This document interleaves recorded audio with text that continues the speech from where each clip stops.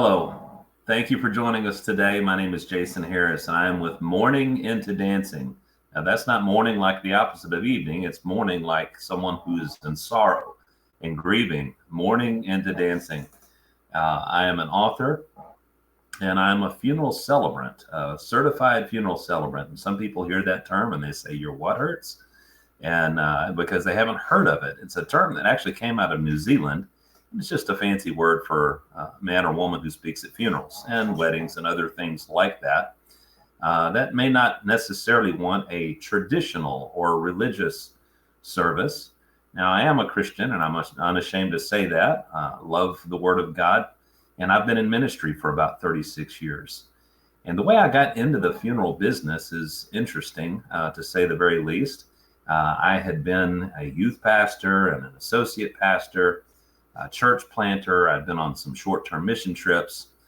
And I went to Bible college and seminary, the whole 9 yards. Well, about 17 years, my life took a turn, and I got more into the corporate world, into sales.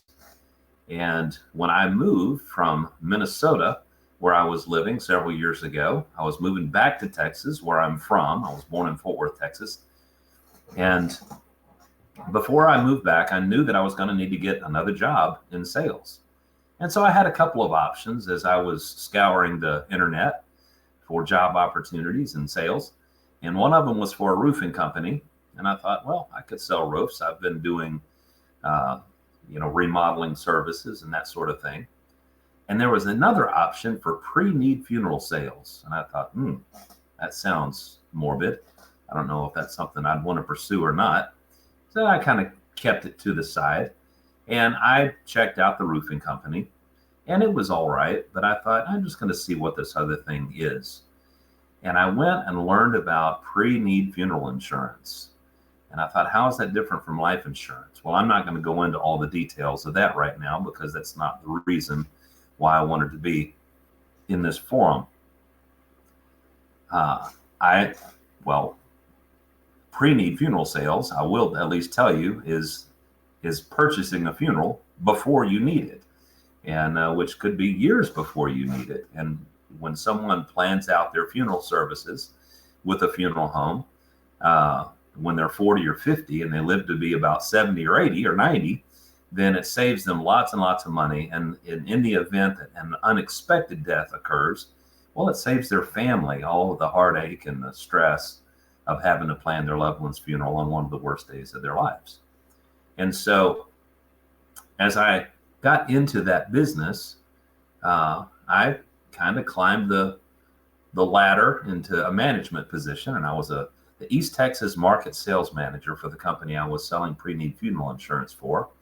And now my job included meeting funeral directors and going around and introducing myself into funeral homes, and then placing agents who could sell their prearranged funerals out of their funeral home. Well, as I did that, word got around that I had a background in ministry, and that I had spoken at a lot of funerals as a pastor.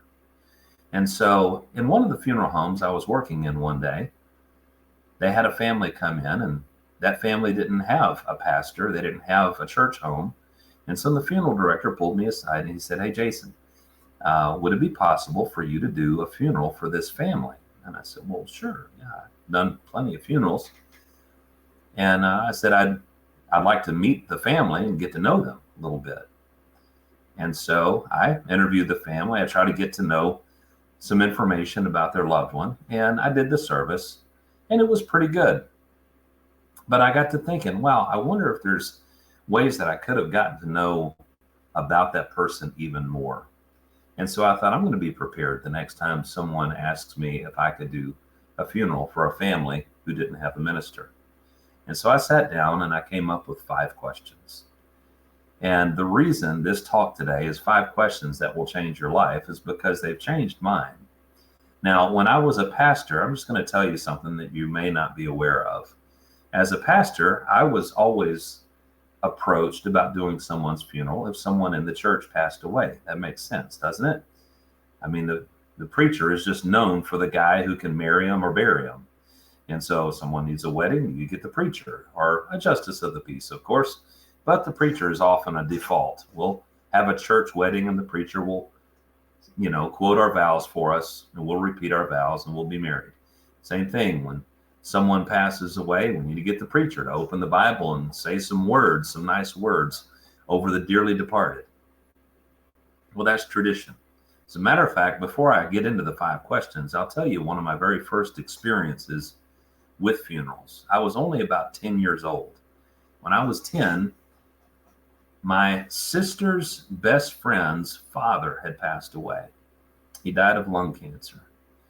And it was a very sad situation. And it was sad for my sister's best friend. It was her father.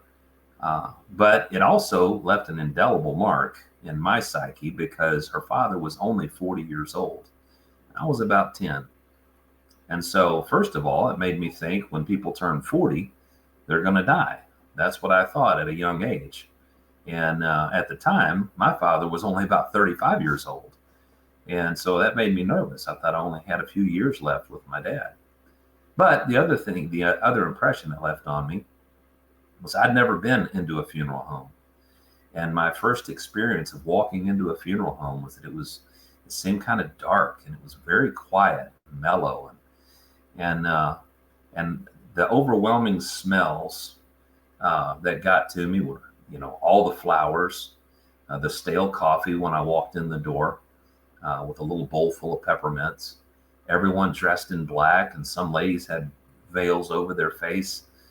And I just remember that the atmosphere felt very, very dark and very, very sad, very morose. In fact, that may be some of your experiences of funerals that you went to when you were young, or even in the past few years. I heard organ music playing in the air, and with a very heavy vibrato, that and I just remember feeling a little bit uneasy. And then I stepped into the chapel and I looked down the center aisle and there's a casket, and I'd never seen one in person. And at the age of 10, I walked forward and I saw my sister's best friend's father laying there, and I'd never seen anyone who had passed away. And then the funeral itself, the music was this taped music of George Beverly Shea, the guy that used to sing in the Billy Graham Crusades. And everything just seemed just very sad. Well, that was the impression that I had on funerals, or about funerals, growing up. And then when I became a pastor, like I said, I was expected to do funerals. And so the only resource I had for doing funerals was from my Bible college. Now, I went to 5 years of Bible college in Dallas at the Criswell College. After I got my degree in biblical studies with a minor in counseling, I went to 3 years of seminary at Southeastern Seminary in North Carolina, getting my master's degree, a master's of divinity, with an emphasis in theology and in counseling. But do you know that in 8 years of preacher training, I had only one lecture about how to do funerals? It's true. And that one lecture was combined with how to do baptisms, the Lord's Supper, and weddings, all combined into one lecture. And it was really just about protocol. And, that a pastor should lead the hearse from the casket from the hearse to the graveside. And then when the service is over, to greet the next of kin and the family, and then the friends who are gathered there under the tent at the graveside. And by the way, here's a dozen Bible verses or Bible passages that are popular to preach about at a funeral, like "Let not your hearts be troubled," or "In my Father's house are many mansions. I go to prepare a place for you," or the verse of Jesus saying, "I am the resurrection and the life," or Psalm 23, the shepherd's song. But it has become my conviction that families don't really need a sermon at their loved one's funeral. They need a celebration. And that's where the term celebrant is from, to celebrate someone's life. And what I often say when I speak at someone's funeral is, we're not here today because this person has died. We're here because they lived, and that's what we're here to celebrate. And so let me take you back to where I was in the story of being asked to do a funeral for someone that I didn't know. Well, once I did that, some of you may not know this, but a lot of funeral directors know each other. It's a really tight fraternity, and they go to the same conventions together. And so word started getting around East Texas that if you have a family that doesn't have a pastor or a church home and they need a speaker for their funeral, you should call Jason up. Jason does a really good funeral. And since I knew that was going to be the case, and since I was starting to be asked to do more funerals, and even before I became a certified celebrant, I decided to write down 5 questions that I could ask as many family members as I could about their loved one. And if I could get the answers to these 5 questions from as many family members and friends before I spoke at this funeral, not only was it going to be way more personal, but the strangest things started happening. I started having funeral directors tell me, Jason, honestly, we've never heard so much laughter coming out of our funeral home than when you do services here. Laughter. And they're like, what are you doing? Well, I don't get up and tell jokes. That'd be inappropriate. I don't try to do stand-up comedy at someone's funeral. But the answers that people give to these 5 questions evoke laughter and smiles. So I know you're thinking, well, what are these questions? I'm going to get to them soon enough. But before I still tell you these questions, I'm going to tell you that before I'm done today, that there are 4 different applications to these 5 questions. 4 things. The first one just being, how do you write a eulogy for someone that you did not know before, to where that's going to be a good message, celebration of life, and not only make the family feel comforted, but it be a truly memorable service that people will talk about. I have people that are still talking about services I did over 5 years ago. And so, and that's, by the way, the reason I ended up writing this book. And how you can get a copy of my book, Good Grief, Celebrate Your Life, will be in the description below. It's a website. It's by Page Publishing. There it is across the bottom of the page. So pagepublishing.com/books/book equals good-grief. Well, it's a mouthful, I know. But this book is also available on Amazon and Barnes & Noble and some other places online. If you just search for Good Grief, Celebrate Your Life by Jason Harris. I wrote this book when we all had to shelter in place during the pandemic. I was unmarried at the time and had been on my own for about 3 or 4 years. And I looked down at my little dog, Chewy, and I said, Chewy, I'm going to write a book. And he looked up at me and he said, okay. And as long as I kept walking him and feeding him and everything. And so I just began to write. And I had the book written in about 6 to 8 weeks. And I intentionally wrote it in the vernacular of me simply having a conversation with the reader. And so just like I'm talking with you right now. And so the 5 questions that began is just, how am I going to write a eulogy that will really celebrate someone's life rather than preaching a sermon? And to tell you the difference, once again, the difference between a pastor, whether or not he really knew the person well, just because the family belongs to his church, he might be handed an obituary just 10 or 15 minutes before the service begins. And then he'll read that obituary at the beginning of the service and sometimes read it badly, stumbling over names. Honestly, it's the part of the service that I get the most nervous if I'm going to be asked to read the obituary, because I don't want to mispronounce people's names. But then after the obituary is read, many pastors will close the obituary and then begin preaching a sermon about heaven, which that's great. I think that can bring comfort, but it's not about the person. It's not about the person who passed away. In fact, I've heard from many families who had great complaints about their loved one's funeral because it seemed to just be an opportunity for the preacher to preach, and not much was said about their loved one. You know what it would be like? Can you imagine attending the celebration of someone's 50th wedding anniversary, of a golden anniversary, and they invited someone to come up to honor the couple? And instead of honoring the couple, can you imagine if he preached a sermon about marriage or just talked for a while about the, the sacrament of marriage? Excuse me. Been fighting a cough this week, so I hope I'm not interrupting too much with my coughing. But I feel the same about a funeral service. I think a funeral service should be the celebration of a lifetime. We just got through seeing the Olympics that were in Paris.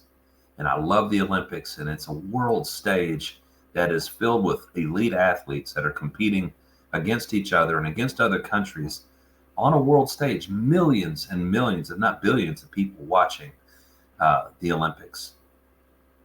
It's so exhilarating.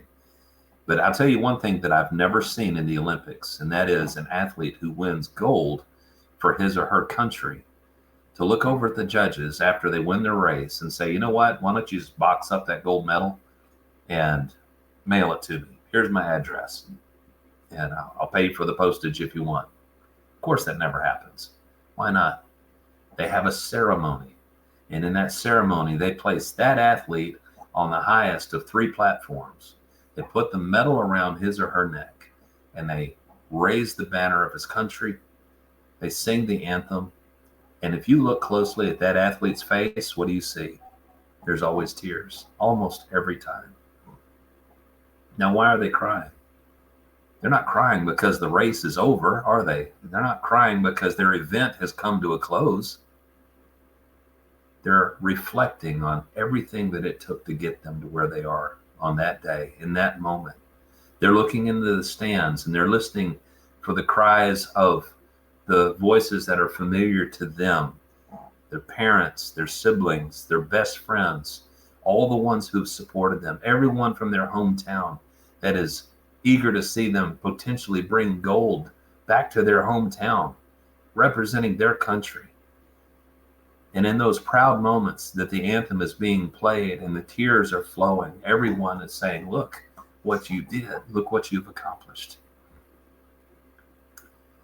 That, my friends, is a true picture of what one's celebration of life should be about, is what they did on the dash that separates their date of birth and their date of death.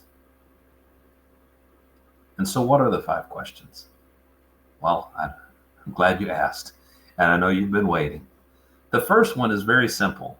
What did you call this person? What did you call this person? And by the way, I'm going to have a free PDF of these 5 questions. If you're not writing these down, or if you're listening in your car or something like that, you can relax, because I will make a free link to my Google Drive that has these has a PDF of these 5 questions. But the first question is simply being, what did you call this person? Let me tell you why I do that. Case in point, a service that I spoke at just yesterday was for a woman named Paz Angeles. And I won't give the last name right now, but no one called her that. She went by Angie, and everyone knew her as Angie. Now, if I was just any other speaker that would get up and hand me the information before the service begins, I may say, Paz did this, Paz did that, Paz went to this school and she was born in this town, or whatever. And everyone who gathered there would be looking at each other saying, who's he talking about? Does that make sense? Just because someone's obituary name is handed to the speaker doesn't mean that that is the name that should be used. So I want to ask, what did you call this person? What are some terms of endearment, some nicknames? When my grandmother passed away 25 years ago, now it was my dad's mother, and he actually spoke. So, I mean, very few people could have known her as intimately as my father did. But if a celebrant had been asked, or just a random pastor, And he got up and just talked about Mabel Lee Harris because that was her name. That wouldn't have landed well with me because I certainly didn't call my grandmother by her name. That was my mama. And that was the term we used when we referred to Mabel Lee Harris, was mama. And when I hear mama, that means chocolate covered tea cakes, and that means Froggy went a courtin' and Little Brown Jug on the guitar that she played for us and sang. And so people love the familiar sound of the name that they refer to their loved one and not just the obituary name. So what did you call this person? The second question that I ask, and by the way, not only do I just harvest these answers and regurgitate them back to the family or in the service, I don't just do that. I make it interactive. And this is what I mean. And I got to tell you, people who come to funerals are not anticipating an interactive service because most have never seen anything like that before. Most people who come to a funeral service are used to the traditional model of just a performative, someone getting up and very formally reading information and speaking in somber tones and talking about how greatly they'll be missed and that they're in a better place and things like that. I, on the other hand, tell everyone right up front, today we are here to celebrate. We're here to celebrate this person's life. In fact, I'm going to be asking you to participate. And to help us to do that, I ask everyone to just use their imagination and not think of this room that we're sitting in right now as a big funeral chapel or a church, which is often the case. But I want you to think of the room in which we're sitting as a giant living room. And we're just sitting around with this family, and we're going to celebrate their loved one's life. And so that is the stage that I set. And with the first question, there's not a lot of interaction because that person is usually known by their most common name. But sometimes you might get some nicknames from some coworkers that the family didn't even know about. Or perhaps if they had a nickname when they were in college or in high school. But the second question that I ask is, if you could describe this person with just one word, what would it be? Would you say Angie was blank? How would you answer that question? Do you know that in the intake form that I pass out to families when I sit down with them to gather information about their loved one, excuse me, the first thing that I ask for is their name and how they knew this person because I want to know whose answers I'm receiving. I also ask for their contact information, their phone number, so that I can text them after, well after the service and to send them words of encouragement. I ask for their birthday. And the reason I do that, I'll share a little bit more in a moment, is that I want to stay on the journey with that family for the entire year, or actually the next 13 months after their loved one passes, because each family member is going through all of the firsts. The first Thanksgiving without my grandmother, the first Christmas, the first Mother's Day, all of the firsts. And one of those, and one of the significant ones, includes their own personal birthday, because they may have always gotten a phone call from their mother on their birthday. And it's especially sad, that first one that she misses. And so on that intake form, I gather information about the individual, but then the 5 questions. And so as they're writing these questions, the answers to the questions down, what did you call this person? Number 1. Number 2, what is the one word you would use to describe this person? I can pass that intake form out to 10 different family members when I'm doing a family intake. And then when they read off their answers, remember they had written them down first. More times than not, usually is the case, 10 different family members, that'll be 10 different answers to the second question. And it's amazing how it works that way.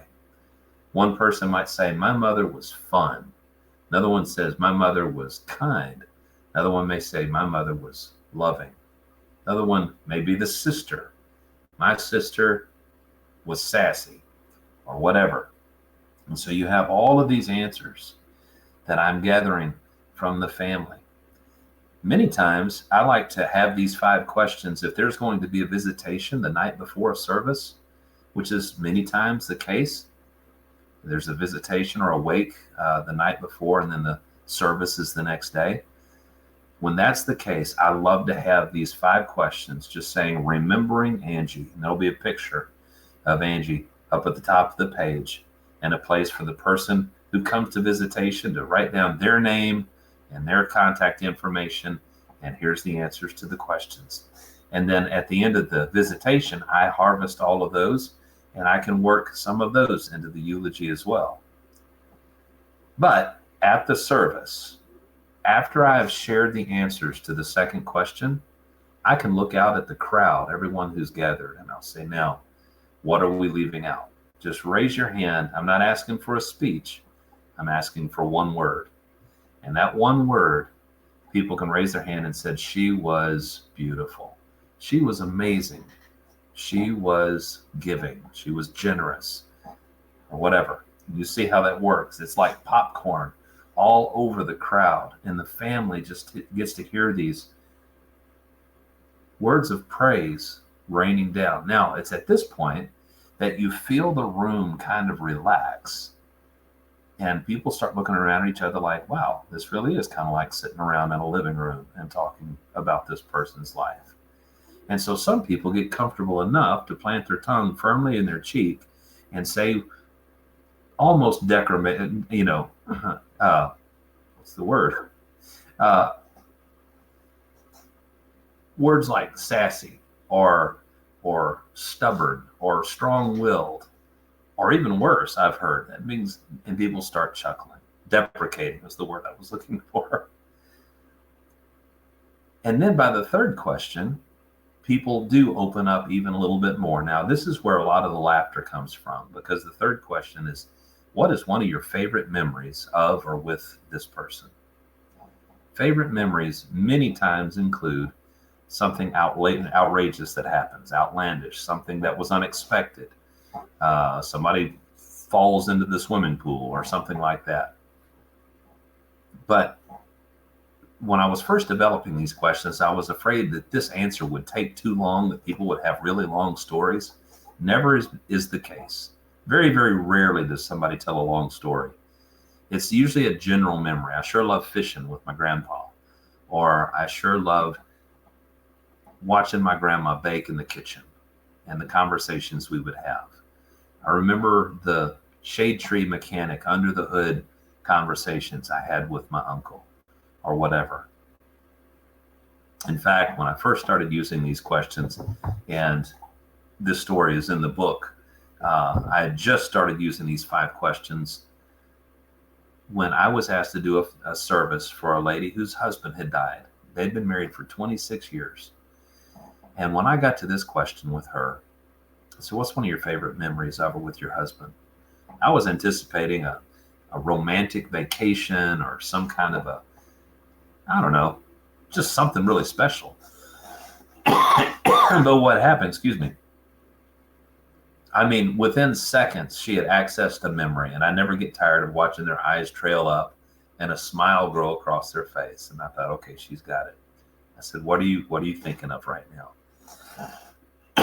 She said, well, first of all, we have a really steep driveway. I thought, okay, not sure where you're going with this, but I'll roll with it.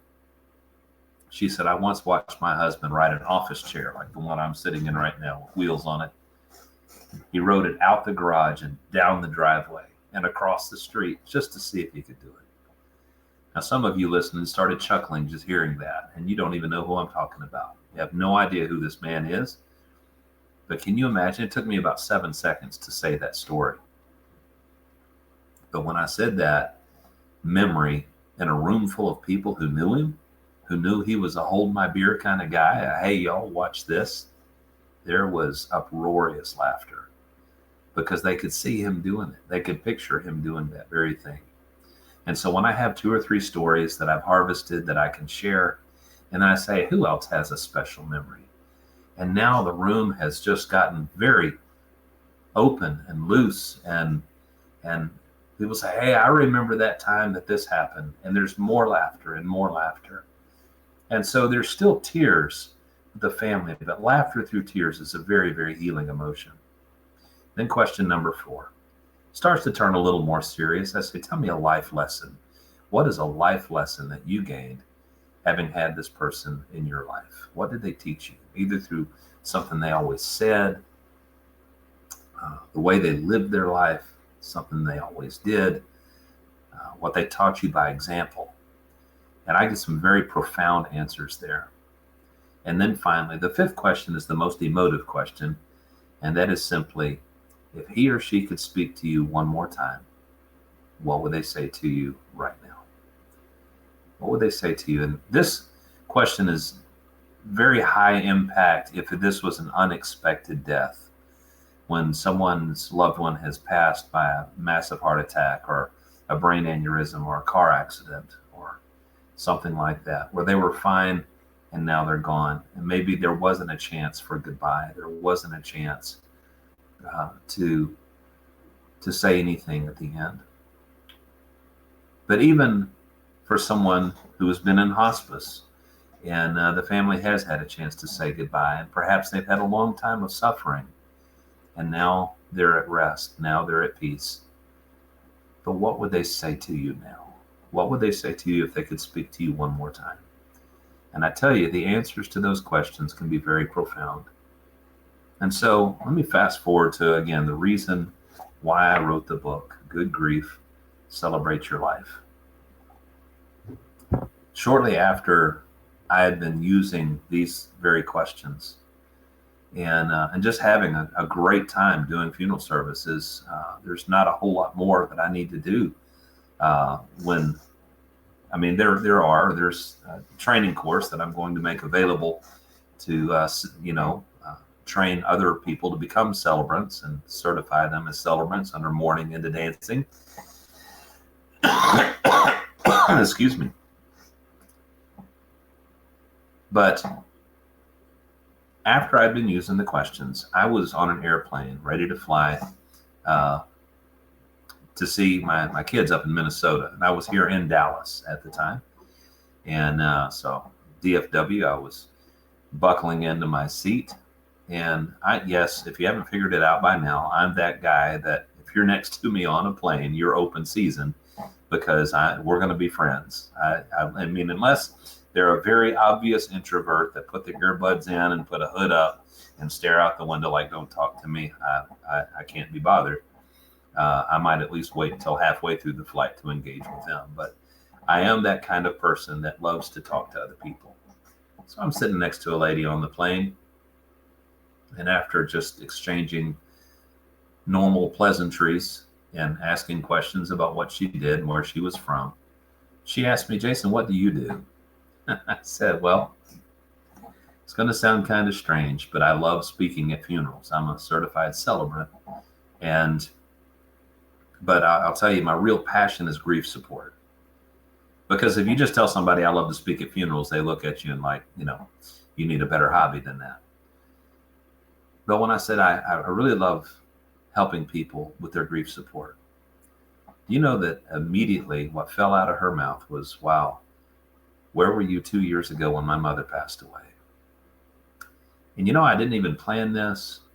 It was very organic. What just naturally fell out of my mouth, because I'd been doing this for several weeks, was simply, do you mind if I ask you a few questions about your mom? Now that's kind of counterintuitive, because most people, when they have someone say that they've lost a loved one, we immediately want to change the subject. We're suddenly very uncomfortable with your grief. Because what if I say something and you start crying? Or what if you start crying just telling me about that person? I might be uncomfortable with that. I might not know what to say.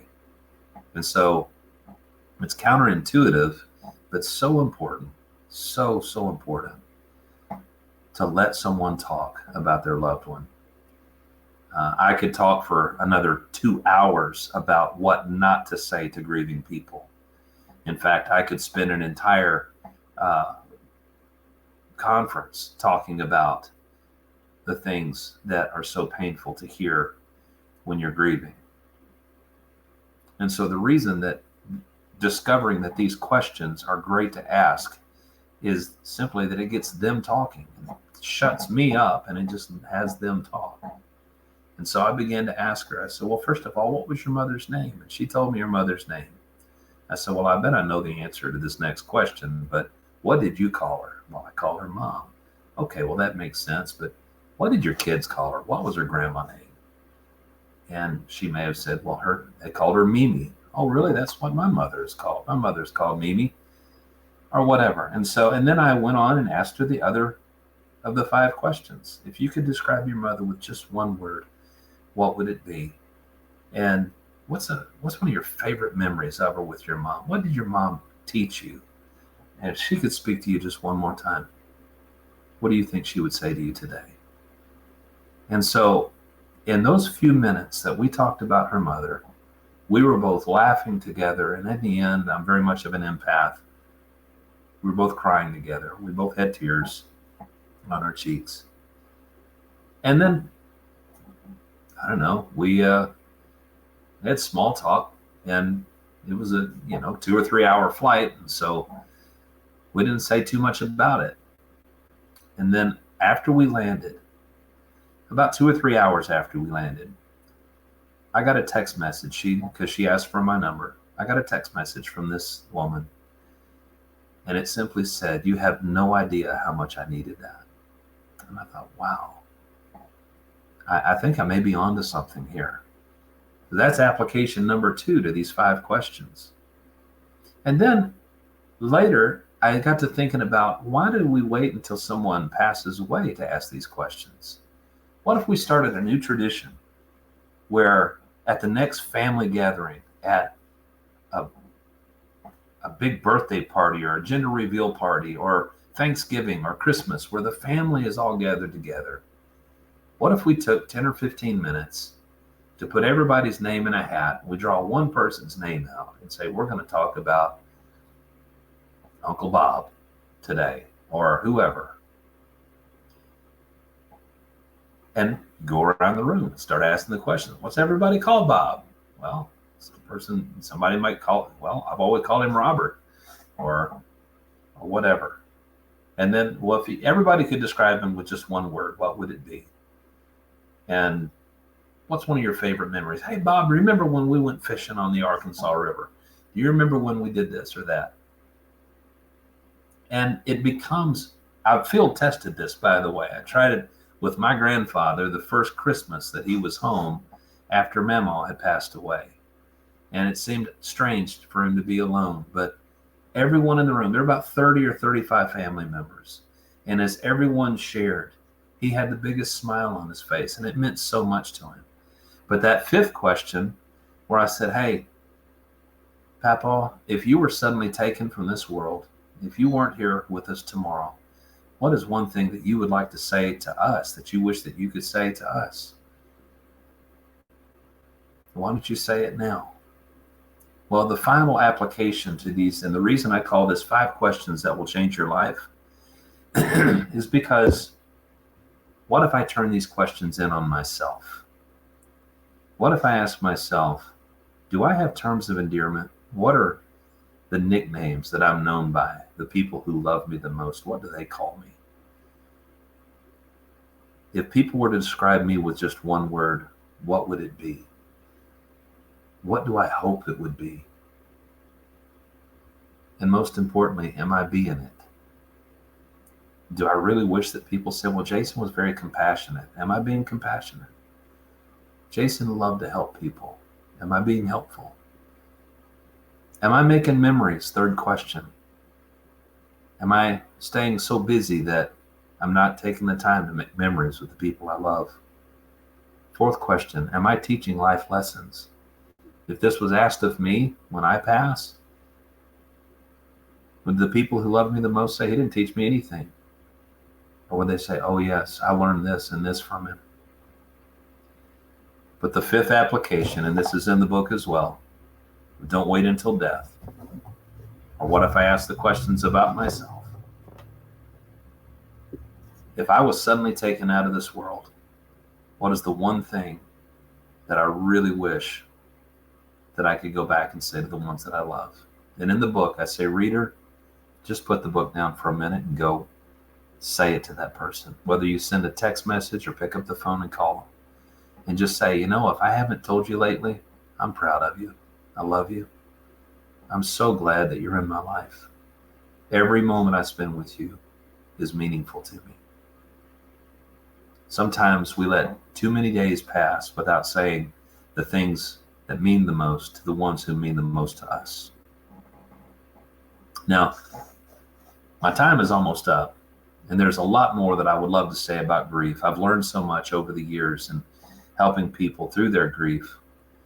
But if there's one thing that I'd like to wrap up, the 9th chapter of this book is my favorite one. It's called Lessons from a Hobbit, a Grief Dog, and a Box of Matches. And the box of matches, all three of those are illustrations of how important it is to stay on the journey with a family. And what I mean by that is many of you who have lost a loved one, you know that all of the support shows up at the funeral when you're just trying to make it at that point. At a funeral service, the family is just numb. They're still just taking in the fact that this is real, that this is even happening. If I'm going to wake up from this bad dream. It's usually a couple of weeks after a funeral that Novocaine kind of wears off and the reality really sets in. It's when everyone's gone back home and you never hear from them again. Families can feel abandoned after a funeral. So I, about 5 or 6 years ago, began taking just kitchen matchboxes. I can get a 10-pack from Walmart for 97 cents. And I put a label on one side. And on the other side, things that they love. There's a guy fishing and a shade tree mechanic and a Tabasco sauce that was an inside joke for this person. Has their date of birth and their date of passing. And the reason I give these out at the end, I say on behalf of the family, I want to thank all of you for being here. But the truth is they really don't know you're here. That's why we give them a book with all your signatures in it. So a couple of weeks later, they'll go through and say, oh my gosh, I didn't remember seeing them. I didn't remember that person being there. But they're also going to need your help beyond today. So if you'll put this matchbox in your kitchen junk drawer at home, throughout the year, when you go to light birthday candles or dinner candles, or if you're just going for a pair of scissors or a roll of tape and you roll that drawer out and you see this person looking up at you, you don't need this to remember the person. Reach out to their spouse, to their daughter, to their son, to their sibling, to their friend. And this is all I want you to say. Do you remember the matchboxes the weird bald guy gave us at your loved one's funeral? I just want you to know we use those today, and we sure miss them. It's not a time to say, how are you doing? Or, well, remember, God won't give you more than you can handle. Or, well, time heals all wounds, or any of those cliches. Like I said, I could talk for another hour about that. But just, I can't pass the lake that we always fished on without thinking about him. Or I'll never eat barbecued ribs as good as his ever again. Or something like that. Stay on the journey with them. I hope these 5 questions are helpful. They have served me so well. And if you look in the comments, you'll see a link to my Google Drive that has a PDF of my family intake form that has the 5 questions on it. Or you can get the book. If you get the book, Good Grief, Celebrate Your Life. And I would love for you to reach out to me on my website, speakerjason.com. I would love to come and speak at your church or your school or a community event. I'll go anywhere. I live just south of Arlington, Texas, in the DFW area in Mansfield. But I will speak just wherever I'm invited. So I'd love to come and talk about the book. And I have other topics as well. But it has been a pleasure to be with you today. And I hope that you too will use the 5 questions that will change your life. Thank you so much.